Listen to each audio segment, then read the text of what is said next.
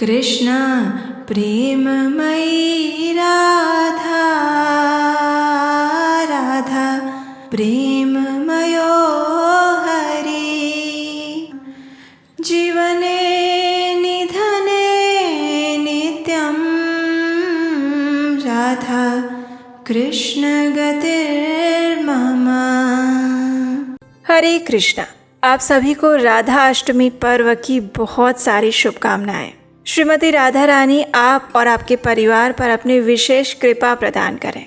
उनकी कृपा और करुणा दृष्टि सदैव आप पर बनी रहे और आपको भगवान श्री कृष्ण की विशेष भक्तिमय सेवा प्राप्त हो।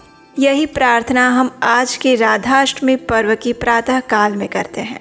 आज है भाद्रपद मास के शुक्ल पक्ष की अष्टमी तिथि। अत्यंत पुण्यमय और पावन ऐसा दिवस जो बड़े दुर्लभ संयोग से आता है और उससे भी अधिक सौभाग्य से हम उस दिन व्रत का पालन कर पाते हैं और श्रीमती राधा रानी की कथा का श्रवण कर पाते हैं। तो ऐसा अत्यंत दुर्लभ और सुवर्ण योग आज बन रहा है जब हम राधाष्टमी के पवित्र अवसर पर श्रीमती राधा रानी की सुंदर पौराणिक कथा का श्रवण करने वाले हैं। तो चलिए आज राधा अष्टमी के इस मंगलमय दिवस पर हम श्रीमती राधा रानी से जुड़ी हुई और राधा अष्टमी की व्रत कथा का श्रवण करते हैं। आइए आज की कथा आरंभ करते हैं। आज हम राधाष्टमी के उपलक्ष्य में श्रीमती राधा रानी के जन्म की कथा सुनते हैं। आदि पुराण के 12वें अध्याय के 9वें श्लोक में सूत गोस्वामी अन्य ऋषियों से कहते हैं, अष्टम्यां भाद्र शुक्लस्य सा जाता रविवासरे रात्रौ परांगण समये ज्येष्ठाया श्वान्तिमे पदे। अर्थात भाद्र मास में रविवार के दिन शुक्ल अष्टमी पर आधी रात के पीछे ज्येष्ठा नक्षत्र के चौथे चरण में श्री राधिका का जन्म हुआ। वो अत्यंत मंगलमय घड़ी थी और वो दिन था भाद्रपद मास के शुक्ल पक्ष की अष्टमी अर्थात जन्माष्टमी के ठीक 15 दिन बाद का समय। प्रातः काल का समय था। वृषभानु महाराज दैनिक स्नान क्रिया हेतु यमुना नदी के तट पर खड़े थे। चारों ओर वातावरण प्रफुल्लित और शांत था। अनेक सुंदर पक्षी अपनी मधुर आवाज में प्रातः काल का स्वागत कर रहे थे।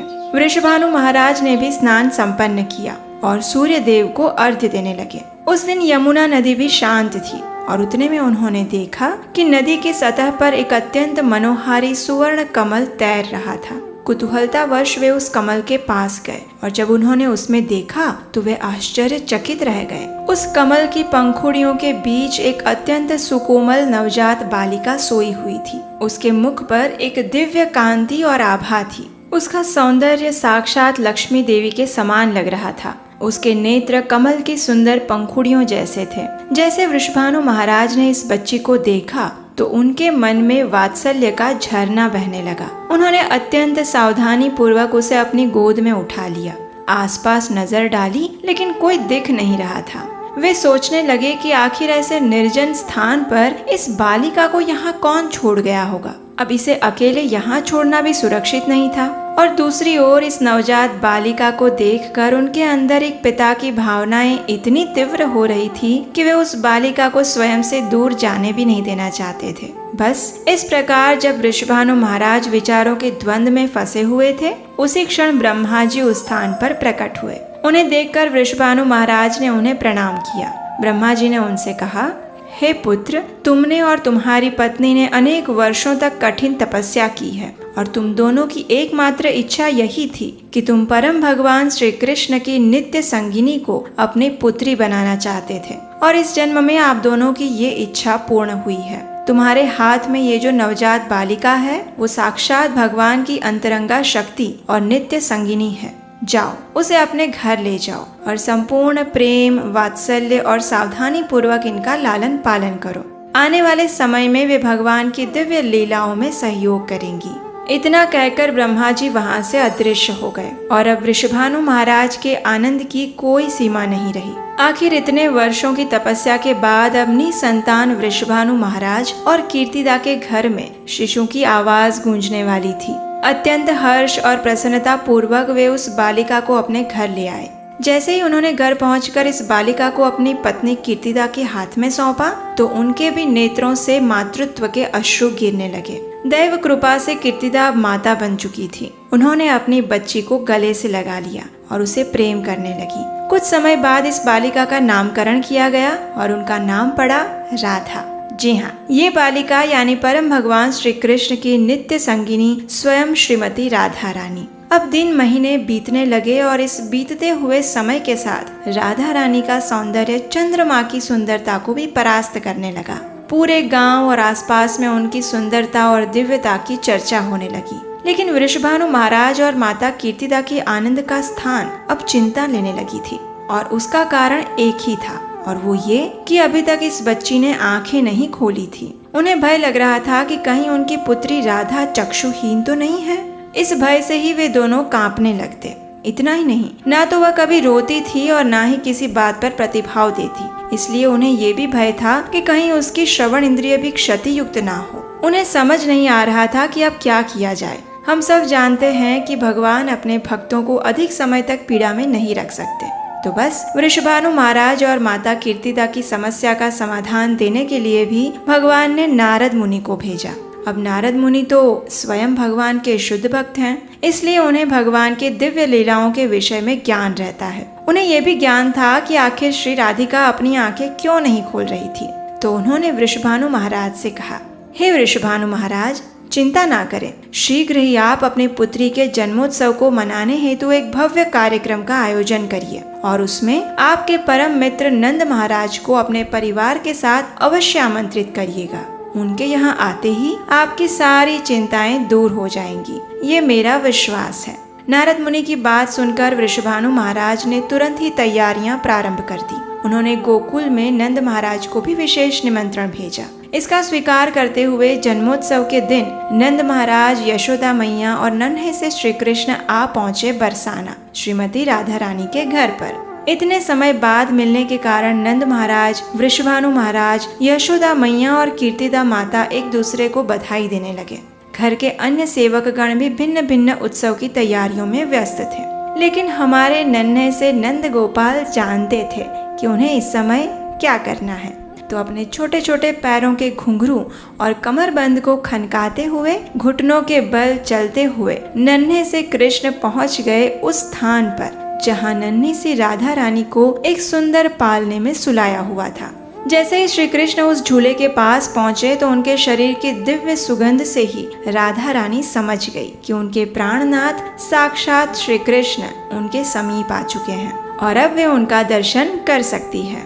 तो इस प्रकार सबसे पहली बार राधा रानी ने अपनी कमल की पंखुड़ियों के समान आंखें खोली और सर्वप्रथम श्री कृष्ण के दर्शन किए। श्री कृष्ण भी राधा रानी को देखकर अत्यंत प्रसन्न हो गए और कुछ ही समय में राधा रानी रोने लगी। जब वृषभानु महाराज और माता कीर्तिदा ने अपनी पुत्री की मधुर आवाज सुनी और देखा कि उसने अपने नेत्र खोल दिए हैं तो वे अत्यंत हर्षित हो गए। आखिर इतने महीनों बाद पहली बार उनकी पुत्री ने आंखें खोली थी और किसी बात पर प्रतिभाव भी दिया था। ये देखकर उन सब का हर्ष दुगना हो गया। इस प्रकार परम भगवान श्री कृष्ण की लीलाओं में सहयोग देने और उन्हें आनंद प्रदान करने हेतु इस धरातल पर श्रीमती राधा रानी का आगमन हुआ।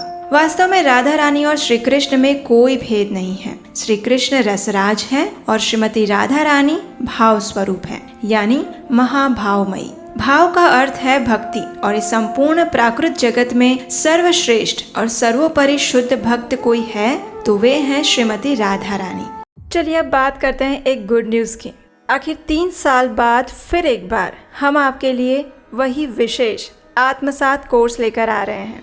हमारी लाइफ की प्रैक्टिकल प्रॉब्लम्स का रियलिस्टिक सॉल्यूशंस भगवत गीता से कैसे मिल सकता है, यही चीज़ हम सीखेंगे 18 सत्रीय इस आत्मसात कोर्स के अंदर।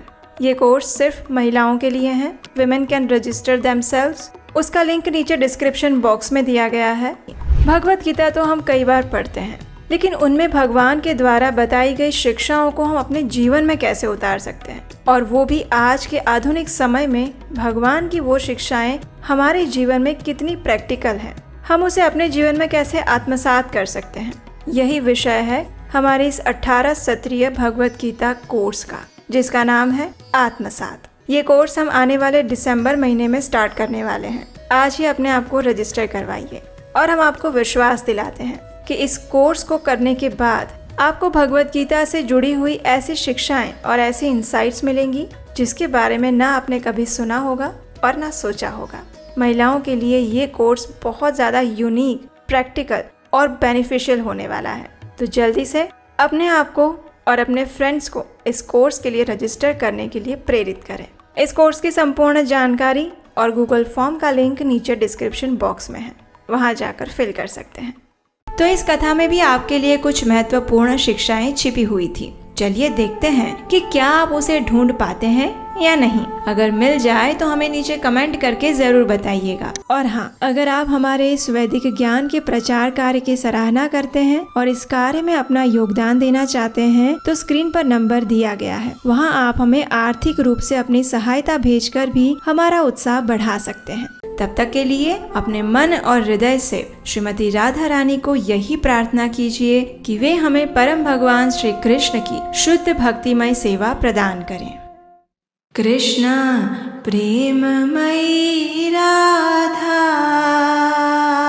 राधा प्रेममयो हरि, जीवने निधने नित्यं राधा कृष्ण गतिर्मम, कृष्णस्य द्रविडं राधा, राधा या द्रविणं हरि, जीवने निधने नित्यं राधा कृष्ण गतिर्मम, कृष्ण प्राणमयी राधा, राधा प्राणमयो हरि, जीवने निधने नित्यं राधा कृष्ण गतिर्मम, जीवने निधने नित्यं राधा कृष्ण गतिर्मम। हरे कृष्णा।